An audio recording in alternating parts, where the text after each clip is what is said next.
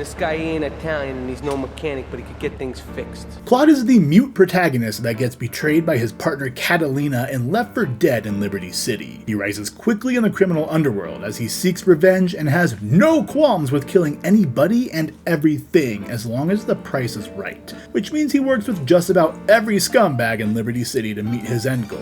Like previous videos, I'll stick to the main story, which means all payphone missions will be left out of the count. How many people does Claude kill without uttering a single word? If I teamed up with you in Nicaragua, maybe I'd still have my arm. Before the events of GTA 3, Claude met Catalina in San Andreas, who recently broke off a relationship with Carl Johnson. He loses the race to CJ, but instead of handing over the pink slip, he provides the deed to an abandoned garage, which doesn't make CJ too happy. Claude gets ready for violence, but CJ calms down after hearing they intend to take the car to Liberty City, so he's presumably very happy he will no longer see Catalina again. 9 years go by while Claude and Catalina rob their way across America. Considering he's so quick to kill, it's very likely he ended some lives during this time span, but we have zero way of knowing for certain, so we'll have to pick up when GTA 3 begins, and Claude is betrayed by Catalina when she shoots him following a successful robbery. She basically informs him she's a size queen, small, and leaves him in the alleyway. The police pick him up, and sometime later their convoy gets hit by a gang, which gives Claude and his prison buddy 8-Ball the means to escape. The bridge gets destroyed during the attack, effectively cutting off the eastern island from the rest of the city for now. Claude is led to a safe house by 8-Ball so they can change clothes, then introduced to Luigi Gattarelli for some work. The first job is a simple driving mission where Claude escorts one of Luigi's working girls, but the following mission grants Claude his first taste of death that we witness when he brutally beats down an aspiring dealer on Luigi's turf. Directly after that, he's instructed to drive Misty to the Don's son Joey, who is eager to get horizontal, but he tells Claude to come back later for more work. He drives back to Luigi, who angrily informs Claude that some pimps are doing business in his backyard, and he wants them dealt with. If Claude talked, he'd say to say it, not spray it, but he's willing to prove pimps do cry when he guns down the two men in the street. After some more driving work, Claude goes to visit Joey, who wants him to rig the vehicle of Mike Farelli. The Farelli brothers owe him money, but if they don't want to pay up, he'll take another form of payment instead. So Claude has 8-Ball rig the car and drops it back off in the same spot. Mike saunters his ass out of the restaurant none the wiser, and as soon as the engine starts, Claude earns another kill. He goes back to deliver the good news, and Joey wastes no time sending him back out to commit some murder. A man named Lee Chong is selling goods for the triads now, so he wants him offed and warns Claude about the gang protecting him. 3 triads rush Claude once he gets too close, which gives Lee enough time to make an escape, but little does he know that what is basically a Terminator is after him and he dies soon afterwards. He continues doing work for Joey, including a lucrative mission that nets $20,000 after he steals a payroll van without any kills. When he goes back to Joey, he's introduced to Tony Cipriani, fellow protagonist of the Liberty City stories, and 3 years removed from one of the most heinous acts committed in a GTA game. Tony wants to visit a laundry and extort some protection money out of the owners, but when he gets there, the triads ambush him, so Claude runs them over expeditiously and drops Tony off unscathed. Tony offers him some work, but Claude is having a hell of a time with Joey right now, so he's tasked with driving a vehicle containing the corpse of a Farelli brother to the crusher in the junkyard. As soon as he gets in the car, the Farellis are on his tail. He don't give a shit though. He leads them to the junkyard and is able to net another kill as one surviving member rushes at him, whereas the others blew themselves up with their reckless driving. Joey follows that up by offering a high-stakes job where Claude will be the driver for a bank heist. He picks up Joey's buddies, takes them to the bank where they do their thing, and immediately loses the dumbass cop so he can drop them off safe and sound. Joey has nothing else to offer, so Claude takes Tony up on his work offer. He's pissed the triads had the gall to attack him, so instead of paying them back himself, he sends the Quiet Killer to destroy some triad vehicles. Each van has one driver, so with all 3 vans reduced to charred metal, Claude bumps his kill count up by 3 and goes back to Tony's. He's out doing God knows what, so he leaves him a note saying the laundry has agreed to pay up, but to keep an eye out for any triads. Claude pulls into the most obvious fucking trap ever, but he knows he's a stone cold demon and then 6 triads that make the poor decision to ambush him. When he goes back to Tony's, he's left to read another letter that requests he drive a limo and pick up Joey, Luigi, and Tony so they can all head to Don Salvatore's crib for a meeting. He does exactly that, but when he picks up Tony, the triads suddenly attack by ramming their goddamn vans into them. Claude is able to navigate the poorly coordinated ambush and runs down a single triad as he busts through their blockade. After dodging certain death, the crew greets Don, who tells Claude he sees great things in his future, and that great thing is simply driving his woman Maria around to pick up some good and go to a party. Thankfully, Claude doesn't have to wait outside long because the cops perform a raid that causes the partygoers to rush outside in a panic. In the madness, he lets Maria get into the limo and rushes her back home, where she tells Claude something interesting. You treat me really good with respect and everything.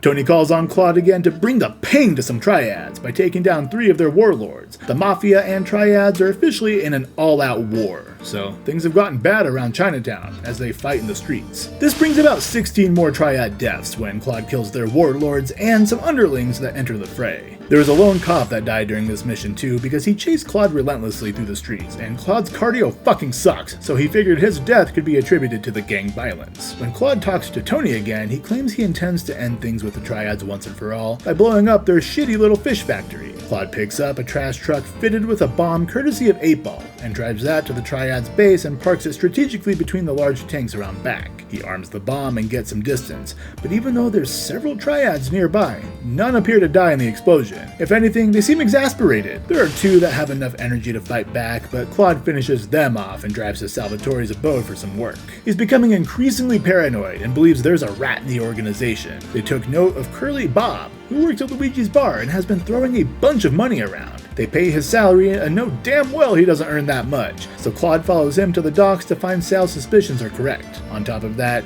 he's feeding intel to Catalina, but he'll leave her for now, and runs over Curly Bob, who has now flattened Bob for kill number 41. He delivers the news to Sal, who knows that they're spread too thin fighting the Triads and Cartel at once, so he tasks Claude with combining his efforts with 8-Ball to blow up the boat the Cartel are using to stash their product. He talks to his prison bro, who gives his quiet comrade a sniper rifle, and they drive to the docks to begin the mission. Claude takes the stairs to the roof of the nearby building for a good vantage point and snipes all 12 guards on duty. This allows 8-Ball to plant the bomb no problem, and he does this goofy-ass run as he leaves the ship. Claude heads back to Sal, who promised to make him a made man after destroying the boat, but he has another job he needs him to do first. There's another corpse stashed in a vehicle that needs to be taken care of, but on his way there, he receives a message on his pager that he's heading into a trap. He meets his savior, who turns out to be Maria. She explains that Sal believes Claude is working with the Colombians behind his back and planned to finish him off in a car explosion. She also randomly told Sal that Claude was clapping them cheeks. Don't ask me why, I don't know. Her friend Asuka is there to help, and they head to Staunton Island where Claude can hide out for a minute.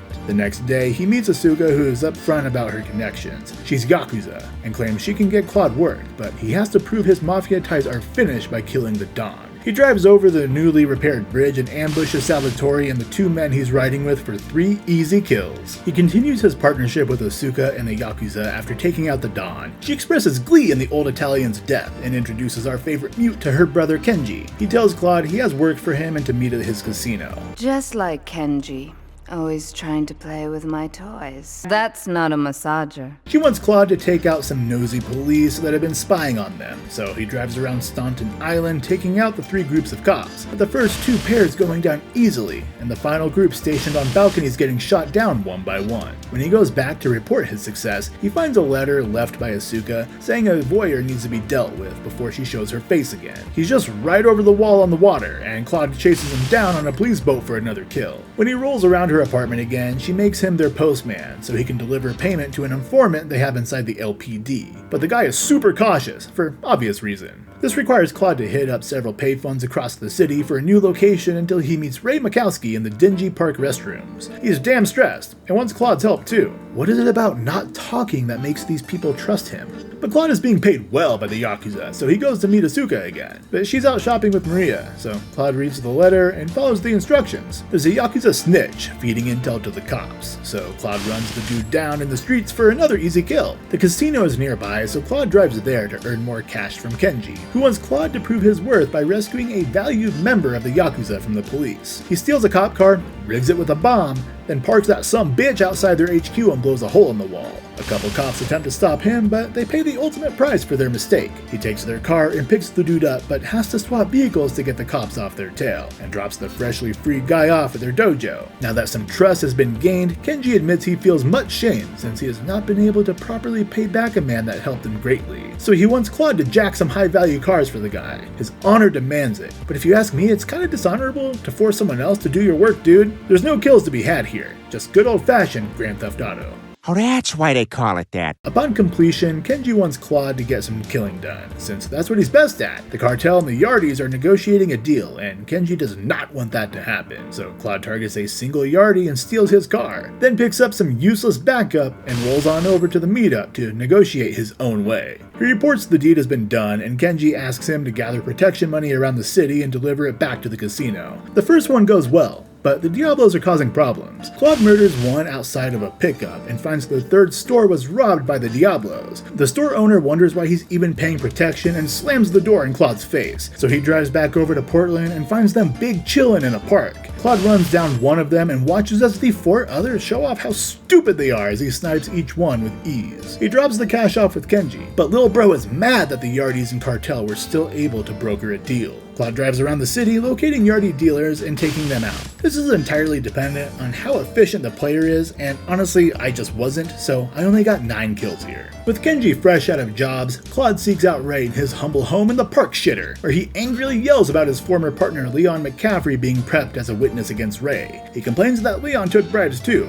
so he wants the guy killed before he can testify. Claude drives into the alley and has to lure the guy out by tossing a grenade into the open window. Hoping they completely ignore every loud-ass explosion from each failed attempt, he finally nails the throw and forces him out alongside his cop guards. Claude busts out the OP as fuck shotgun and lights his vehicle on fire. The chaos has him acting foolish, since he runs right by the silent killer and gets absolutely blasted as his cop escort dies in the car explosion. Claude goes to report the good news and smells something foul. Ray talks to him from the other side of a stall and asks Claude to go protect an old war buddy who is being threatened by the cartel. He claims his sciatica is acting up, but Claude knows it's the shitatica. He meets the guy and arms himself with some additional weapons and waits for the Colombians to attack. Using explosives and his new rifle, Claude downs 11 members of the cartel while protecting the veteran. When he drops by the bathroom again, Ray is still shitting, dude. He's having a rough go of it, I guess, and he requests that Claude go obtain some evidence showing a rich friend of his nomming on Human meat. He rams the truck enough times to knock the evidence loose and picks each one up, then gathers it all in a vehicle and blows that shit to Kingdom Come without a single kill. Ray finally emerges from the longest bowel movement of all time and claims his partner is a rat and needs to be dealt with. He's out fishing, so Ray has to say the cliche line.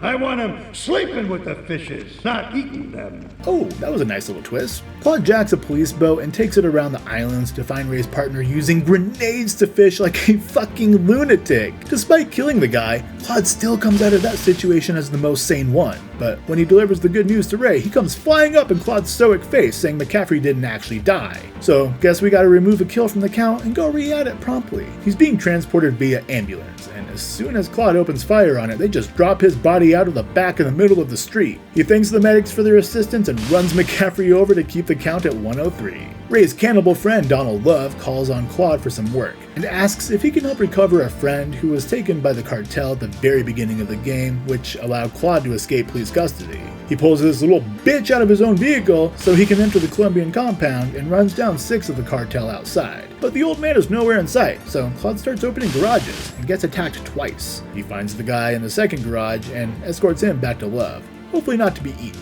Their next meeting has Claude getting a task that he's happy to receive. Love wants real estate prices to go down so he can go on a buying spree, and thinks a gang war between the Yakuza and cartel will do exactly that. Claude has to use a cartel vehicle and assassinate Kenji to get the feud started. Luckily, I drove the cartel Hummer there, so no need to search. He drives over to the parking garage and finds Kenji there looking like a little fuckface. In order to not die, Claude takes pot shots of the basic Yakuza and downs just one of them, then smashes that acceleration and turns Kenji into a pancake before making a flashy exit. When he talks to Don Love again, he's asked if he can retrieve some packages being dropped by a plane in the ocean, which he does easily enough without any kills. But when he turns them over, he's told they were decoys for whatever reason, and the real package is on the plane at the airport. This unlocks the third island, and Claude checks into the airport to find the cartel by the plane. The package is nowhere to be found, so Claude uses the nearby van as a raging clue and takes that to the Colombian-run construction site. From there, he gets 9 more kills as he searches for Love's package,